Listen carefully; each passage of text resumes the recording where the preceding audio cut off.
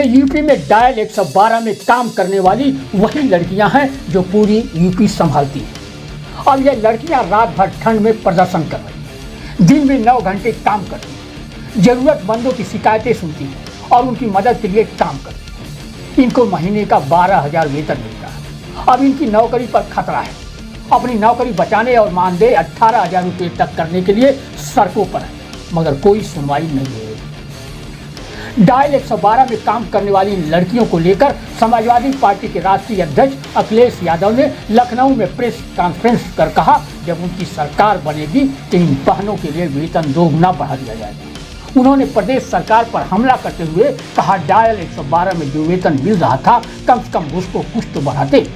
सरकार कंपनी को तो मुनाफा कमाने दे रही है, लेकिन जो महिलाएं सबसे परेशानी फेस कर रही हैं उनकी क्यों मदद नहीं करना चाहती। त्योहारों के दिन उन्हें ऐसे छोड़ दिया गया, परिवार वाले ही परिवार वालों का दुख जो डायल 100 है और डायल 112 कर दिया, कम से कम उनका जो वेतन था या जो मिल रहा था उनको, उसके कुछ तो बढ़ाते। आपने 100 112 कर दिया, कुछ तो बढ़ाते आप। ये पहली सरकार है जिसके फैसलों से ये लगता है कि ये इमोशनलेस सरकार है, हार्डलेस सरकार है और विजनलेस सरकार है। मैंने कई मौकों पर आपसे कहा कि ये समाजवादियों का वो फैसला था जिस समय थानों में पुलिस के पास गाड़ी नहीं होती थी, और गाड़ियां अगर थी भी तो उसके लिए डीजल पेट्रोल का कोई बजट का इंतजाम नहीं था।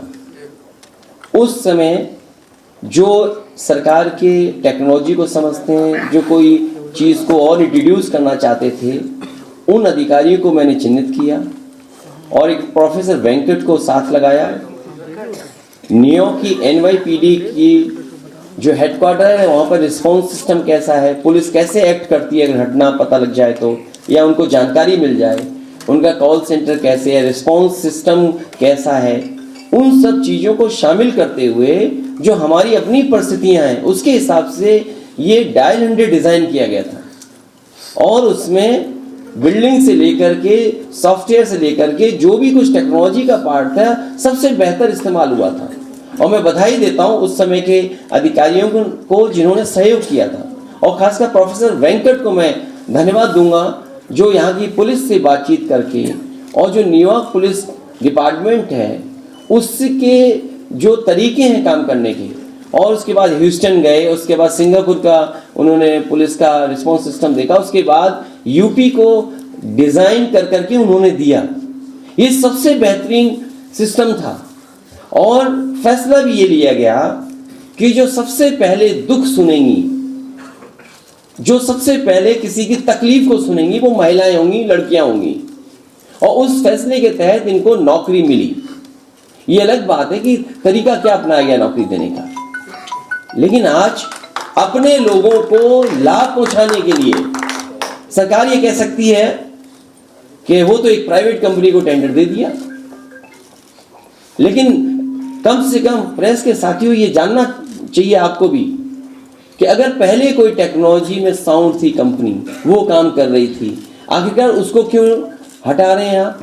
चलिए आपने कोई टेंडर किया, दूसरी कंपनी को दे रहे हैं। क्या पहले जो टेंडर किया था वो कितने रुपए में था, और आज जो टेंडर कर रहे हैं उसके लिए बजट क्या है?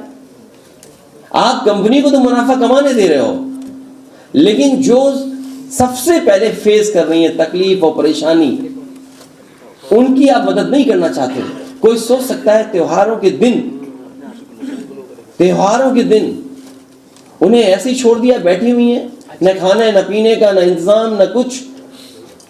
सोचिए सरकार कैसी है। इसीलिए मैं कह रहा हूं तो परिवार वाले ही दुख समझते हैं, परिवार वालों का। 6 दिन हो गए उन लोग।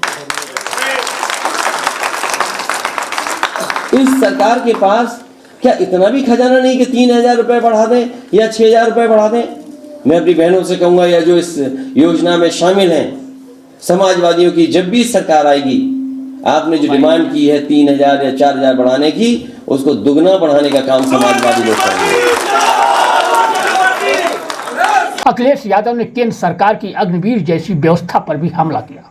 कहा कि अग्निवीर जैसी व्यवस्था को लेकर नौजवानों ने आंदोलन करके न जाने क्या क्या कहा, लेकिन बीजेपी के लोग जानते हैं गरीबी का लाभ कैसे उठाएं। उन्होंने नौजवानों से कहा, जब भी समाजवादियों को मौका मिलेगा और 24 के चुनाव में सपा के घोषणा पत्र में सबसे पहले यही होगा कि अग्निवीर को खत्म किया जाएगा और पहले जैसी भर्ती देने का काम। कुछ अग्निवीर कितने नौजवानों ने आंदोलन कर करके न जाने कैसा क्या क्या कहा अग्निवीर जैसी व्यवस्था को, लेकिन सरकार ये जानती है, बीजेपी के लोग जानते हैं कि गरीबी का लाभ कैसे उठाया जाता है।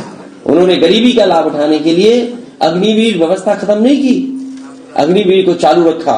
मैं अपने नौजवानों से भी कहता हूं कि जब भी समाजवादियों को मौका मिलेगा और 24 का चुनाव आने जा रहा है, समाजवादी पार्टी के घोषणा पत्र में सबसे पहले यही होगा कि अग्निवीर को खत्म किया जाएगा और पहले जैसी जो पक्की नौकरी थी उसको देने का काम होगा।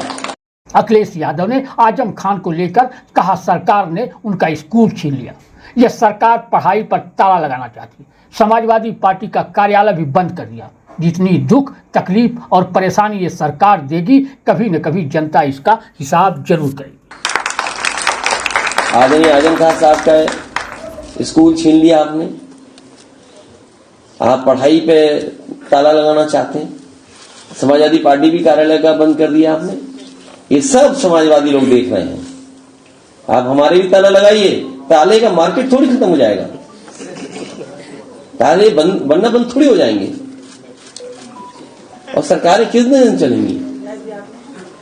और इतनी दुख तकलीफ परेशानी जो सरकार देगी वो कभी न कभी जनता उसका हिसाब किताब करेगी।